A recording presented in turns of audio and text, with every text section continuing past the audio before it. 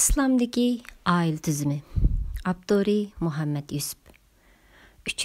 bölüm davamı. Talaq ve onun ahkamları. Talaq erning ayaldan vaz keçkenligini ifadaleydigan sözler arqılıq onundan ayrıldığanlığını e'lon qilish demektir. Ba'zi kishilar talaqni intayin oddiy masala deb qaraydi. Ular talaqni ochiqlarga tasalli tepish yoki ayolni qo'rqitish o'rnida qo'llandi. Ular ayollarga achchig'i kelganda o'zlarining jahilligi va ahmoqligidan hadab keyingi oqibatni o'ylamasdan ularni taloq qilib o'tadi. Arqadanlar taloq qilganiga pushaymon qilib chiqish yo'l izlashga kirishadi. Taloq er-xotinlik hayotining davom qilishiga hech umid qolmagan, yaxshi o'tishiga amal bo'lmaganda ikkisining ayrilib yangidan hayot boshlash uchun ruxsat qilingan eng oxirgi bir choradir. Peygamber aleyhisselam bir hadiste halal işlarning ichida Allohga eng yomon ko'riladigan ish taloqdir degan. Taloq qilish ayol ikkisi uchun pushaymon keltirdi. O'z ochiqini besib olishda ayolga nisbatan sabrlik, sovuqqon bo'lganligi uchun taloq qilish huquqi erga berilgan. Bu huquqni joyida ishlatish lozim. Ayolni taloq qilgandimi, uni oylik iddati davom qilayotgan vaqtlarda taloq qilmaslik lozim. Talaq yuqorida aytilgandek, Alloh taolo ruxsat qilgan ishlarning Alloh taologa eng yomon ko'rildigini va ayol ikkisining birga o'tishga hech qanday imkoniyat qolmaganda ondan yo'l qo'yilgan oxirgi bir chora.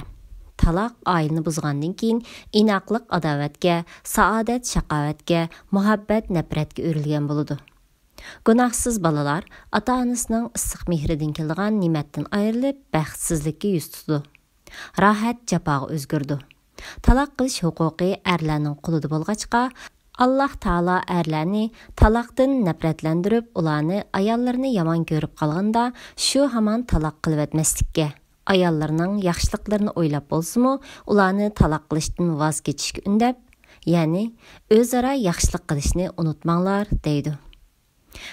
Ayolning muomalasidan, axloqidan va boshqa kamchiliklardan nafratlanib, uni qo'yitish xiyoliga kelganda, ayolning uy ichidagi xizmatlarini, eriga qilgan yaxshiliklarini, bolalarini beqishdagi ajrlarini va bolalarni issiq ovdan ayirib etishdan kelib chiqadigan ziyonlarni yod etish orqali ayolning kamchiligini unuta oladi. Shunga Alloh taolo ayollarning yaxshilik taraflarini yod etishga amr qilmoqda. Albatta, har qanday ayolning salbiy va ijobiy taraflari bo'ladi.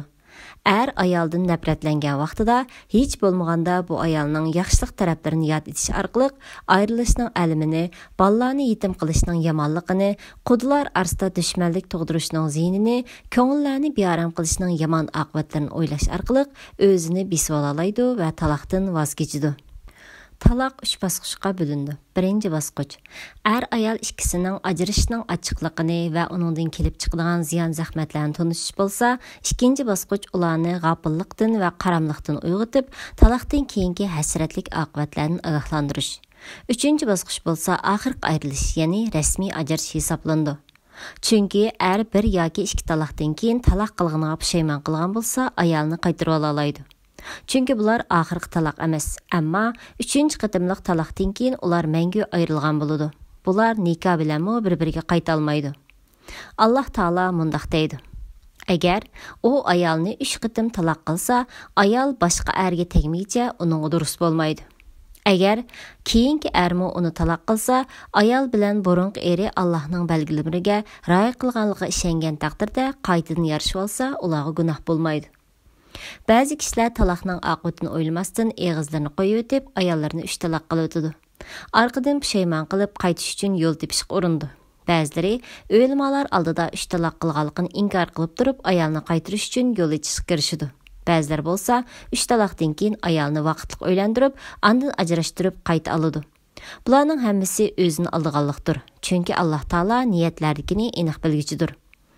Ayolni 3 taloq qilganligini inkor qilib turib, uni o'ziga qaytarishga uringanlar va boshqasiga vaqtliq nikohlab qo'yib, ondan uni o'ziga qaytarishni maqsad qilganlar Alloh taolaning azobidan qutula olmaydi.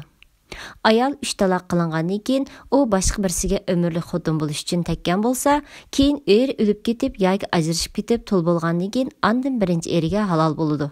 Chunki nikoh vaqtliq bo'lmaydi. Nikohda mangulik bo'lishni niyat qilish shartdir. Bundaq bo'lmagan nikoh zinodir. Әмді аялны оның адət içidəki vaqtida talaq qilishning məni qılınğanlığının hikmetiga kelsak, bundaq talaqda ayal hər ikisiga çoğ ziyonlar bordur. Ayal adet görген vaqtida talaq qılınğandan keyin onun iddəti uzurab ketidi. Çünki onun talaq qılınğan vaqtidagi aylıq adet içidəki halati erining zimmasidan chiqishga belgilangan 3 paklikning ichiga kirolmaydi. O yana onundan başqa 3 qitim adet görüb paklanğandan keyin iddatdan yana erning zimmasidan chiqqan bo'ladi. Bu vaqtda onun iddəti 4 qitimliq paklikqa aylanıb qaladı. Əgər onu paklikqa aldıda, onunğa yaqinchilik qilib bo'lib, andan talaq qilgan bo'lsa, bu ayolning shu vaqtda homildor bo'lib qolgan bo'lishi ehtimol. Er buni bilmasdan onu talaq qilib qo'yib bergandan keyin ayolning iddati bolasini tuqqan qadar uzrab ketadi-da, er gunohkor bo'ladi. Chunki er bu vaqtda ayoliga uvol qilgan bo'ladi. Moddiy tarafdanmi u ayolning 9 oylik nafaqasini to'lashga majbur bo'ladi. Əgər o ayoli homildor bo'lmagan bo'lsa, uning yaqinchilik qilmagan vaqtda qo'yib bergan bo'lsa, bu vaqtda uningga faqat 3 oylik nafaqasini to'lagan bo'ladi. Chunki ayol bu holatda 3 qitimliq paklikdan keyinla erining zimmasidan chiqib ketgan bo'ladi. Natijada yotliq bo'la oladi. Homildor ayolni talaq qilgandan keyin, uning balasi tug'ilgandan keyinmi o'zining yurak parisi bo'lgan farzandidan ayrilishning hasratini va farzandini zoy qilganligining gunohini tortadi. Ayol bo'lsa balani yolg'iz beqishning dardini tortadi. Shunga payg'ambar alayhissalom Abdullah ibn Ubarning ayolni yaqinchilik qilishgan pakligida ayoli bir qitim odat ko'rib pak bo'lmasdan shu vaqtdagi pakligida talaq qilganini anglab Umarga: "O'g'lingga aytqin, ayolni qaytarib olsin. Uni o 2 qitim odat ko'rib, yana 2 qitim pak bo'lg'ichilik uyda saqlasin. Undan keyin agar talaq qilishni xolasa, uningga yaqinlashmasdan talaq qilsin" deb amr qilgan. Talaq qilishda rioya qilish tegishli ishlar. Er ayolni talaq qilganda tuvandagi ishlarga diqqat qilish lozim. Birinchi, ayolni uning oylik iddat ichidagi vaqtda talaq qilmaslik lozim. Ayolni talaq qilishni xohlagan kishi uni oylik vaqtida emas, balki uningdan paklangandan keyin uningga jinsiy tarafdan yaqinlashmasdan paklik holatida talaq qilish lozim. Buningga rioya qilmagan kishi Alloh taolaga osiylik qilgan bo'ladi. Chunki bu Alloh taolaning ko'rsatmasidir. Alloh taolo mundaq deb buyurgan: "Ey payg'ambar, ayollaringlarni talaq qilmoqchi bo'lganinglarda ularning iddatiga udullab pak holatida talaq qilinglar." Odat ko'rayotgan ayolni talaq qilsa talaq tushamdi? Ko'p sonlik o'limalar garchi ayolni oylik odatidan paklanmagan muddat ichida talaq qilish shaksiz harom, og'ir gunoh bo'lsa-mu, bundaq vaqtda qilingan talaqni tushidi va ayol talaq bo'lib ketdi deb qaraydi. Ba'zi olimlar bu holatda er ayolni qaytarilish lozim deb qaraydi. Bu Maliki mazhabining ko'rishi. İmam Buxoriy va Muslim Abdullah ibn Umar raziyallohu anhu ayolni uning odat ko'rayotgan vaqtda talaq qilganda payg'ambar alayhissalom buni anglab qilib, uningga ayolni qaytarilishga amr qilgan degan hadisni rivoyat qilgan. Ammo ba'zi olimlarning qarashicha bundaq talaq tushmaydi. Chunki bu bidat talaq bo'lib, Alloh taolo bundaq talaq qilishga yo'l qo'ymagan. Hamda payg'ambar alayhissalom kimki bizning dinimizda yo'q ishni qiladi ekan, u rad qilindi degan. Ammo homildor ayolni qaysi bir vaqtda talaq qilsa bo'ladi. Ikkinchi, ayolni talaq qilishda birdan ortiq talaq qilmaslik lozim. Ayolni birdan ortiq 2 yoki 3 talaq qilish payg'ambar alayhissalomning sunnatiga xilofdir. Talaq 2 turlik bo'lib, uning biri talaq raji, yana biri talaq bayindir. Talaq raji iddat ichida nikohsiz qaytarilishga bo'ladigan talaq degan hukmni beradi. Talaq raji talaq lafzlari bilan bir qitim talaq qilish demakdir. Talaq rajda talaq qilishni niyat qilishga hojat yo'q. Ya'ni talaq lafzlari bilan men seni qo'yib berdim yoki biz ikkimiz ayrildik deyish bilanla ayoli talaq bo'ladi. Talaq qilguvchi rostl talaq qilishni maqsad qilgan bo'lsin yoki chaqchaq qilgan bo'lsin yoki ayolni qo'rqitish uchun talaq degan bo'lsin, har holatda ayoli uningdan talaq bo'ladi. Talaq raji bilan talaq qilingan ayol uning iddati to'shmoqcha erining nikohidan chiqib ketmaydi. Ya'ni bundaq ayol talaq qilingandan keyin 3 qitim odat ko'rib bo'lgan qadar erining nikohidan chiqib ketmaydi.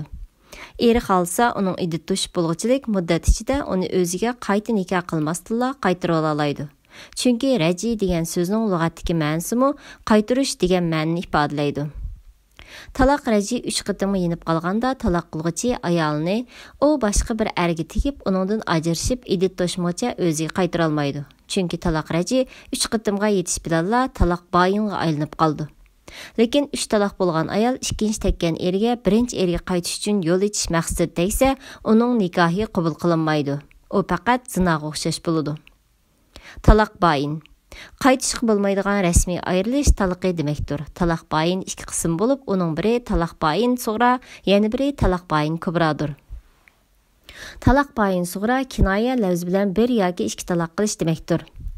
Kinoya lafzi bilan talaq qilishdan maqsad talaq qilishni niyat qilib turib, ayolga uyingga ket yoki ko'zimni yo'qol deganga o'xshash gaplarni qilish deməkdir.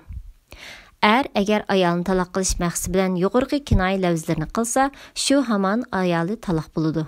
Ayolni o'ziga qaytarish uchun uning iddat to'shqandan keyin yangidan nikoh qilish to'g'ri keldi. Agar yuqorqi kinoya so'zlarni chaqchaq qilib yoki ayolni qo'rqitish maqsadida talaq niyat qilmagan holda so'zlagan bo'lsa, uning bu so'zi talaq sanalmaydi, balki uning shu vaqtga niyatiga qarab bo'ladi. Talaq bayin kubra bir vaqtda ayolni 3 talaq qilish yoki birdan talaq qilib 3 qitimga yetish deməkdir. 3 talaqdan keyin ayoli uning nikohidan mangulik chiqib ketadi. Uni yangidan nikoh qilish orqali mo qaytarib ola olmaydi. Faqat 3 talaq bo'lgan ayol boshqa bir erga umrlik jo'r bo'lish niyati bilan yotiq bo'lib, keyin qaysi bir sabab bilan uningda ajrashgandan keyin uning birinchi eri uning iddatini to'shqizib, yangidan nikoh o'tqizish orqali o'ziga qaytara oladi. Alloh taolo bu vaqtda mundaq deydi: Agar u ayolni 3 qitim talaq qilsa, ayol boshqa erga tegmaguncha uning durust bo'lmaydi. Agar keyingi ermo uni talaq qilsa, ayol bilan burunqi eri Allohning belgilamalariga rioya qildiganga ishongan taqdirda qaytadan yarashib olsa, ularga gunoh bo'lmaydi. 3 talaqni tahlil qilishning haromligi. 3 talaq bo'lgan ayolning eriga qaytish uchun yo'l ichishi deməkdir. Yuqorqi oyatga asosan 3 talaq qilingan ayolni tahlil qilish bo'ldi, lekin uni qanday tahlil qilish kerak? Buning javobi biz yuqorida aytgandek mundaq. 3 talaq bo'lgan ayol ikkinchi tekkan eriga o'zini boshlik eri uchun tahlil qilish maqsadi bilan emas, balki ikkinchi eriga mangulik xotin bo'lish niyati tekkandan keyin bular qaysi bir sabab bilan ayrilib ketgan bo'lsa, uning iddati to'shqandan keyin ondan uning birinchi eri uni yangi nikoh bilan o'ziga qaytara oladi. Shariatning belgilamasi mana mushu. Ammo yuqorqi oyatning ma'nosini suiiste'mol qilib, ba'zi jahil kishilar hali sharhi degan nom bilan 3 talaq bo'lgan xotinni tahlil qilish niyati bilan erga berib, ondan uningdan qaytarib ilib, uning birinchi eriga nikoh qilib qo'yishdek shariatda bo'lmagan ishni paydo qilgan. Bu albatta xato. Chunki shariatga bundaq hiyla qilishdan Qur'on Karimning keskin hukmlariga xilofdir. Bir lafz bilan 3 talaq qilish. Sual. Bir lafz bilan qilingan 3 talaq 3 ga hisobmi yoki 1 gami? Bir lafz bilan 3 talaq qilish erning ayoliga bir o'rinda bir so'z bilan 3 talaq deyishi bo'lib, ko'p sonliq o'lmalarning ittifoqi bilan 1 talaq hisoblandi. Talaq qilishning turlari. Ma'sning zo'rlanguchining, ho'shini yo'qotquchining va qattiq g'azabni aqlini yo'qotquchining talaq haqida.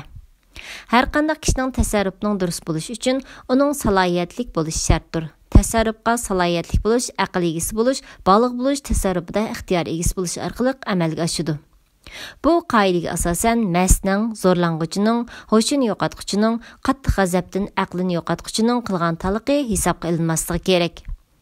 Ammo hammasi bundoq bo'lmaydi. Tuvanda bu masalaning tafsiloti va javob berildi. Mas holatdagi taloq tushamdi.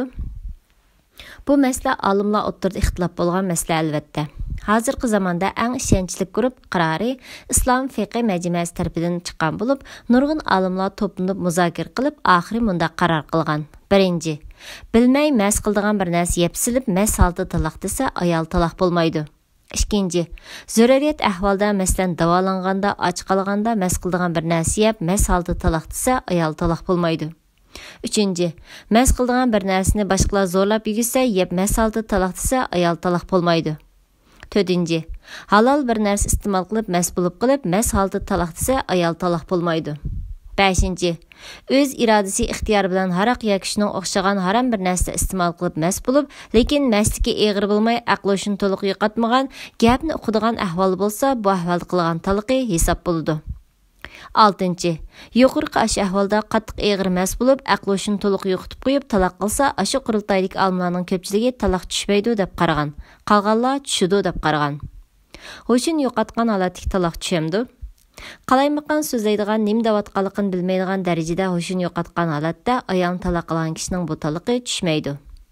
Misr Azhar bilimgohining fatvo hay'ati tarafidan 1920 yili 13-iyun kuni chiqarilgan 242 nomorliq fatvosida aqlini butunlay yo'qotganligidan nima degan va nima qilganligini bilmaydigan holda ayolni taloq qilgan kishining taloqqa tushmaydiganligi e'lon qilingan.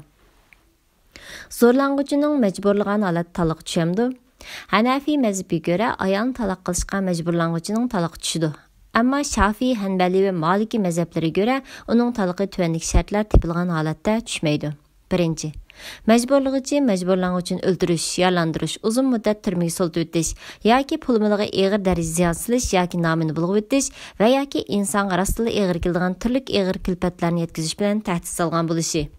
Ikkinchi, majburlanguchining qilaman degan tahdidi amalga oshira oladigan kuchga, imkoniyatga ega bo'lgan biri bo'lishi. Bundaq ahvolda majburlanguchining qilgan taloqi tushmaydi. G'azabdan aqlini yo'qotgan kishining taloqi tushamdi.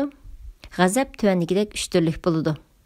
Birinchi, aqlini butunlay yo'qotib xuddi sarangdek bo'lib qolish. Birov qattiq achchiqlanib, g'azabga bo'g'ilib ketganlikdan o'zining nima deyotganligini, nima qilayotganligini bilmaydigan holatda ayolni taloq qilgan kishining bu taloqi tushmaydi. Buningda butun islom ulamolari birdek ittifoq ega.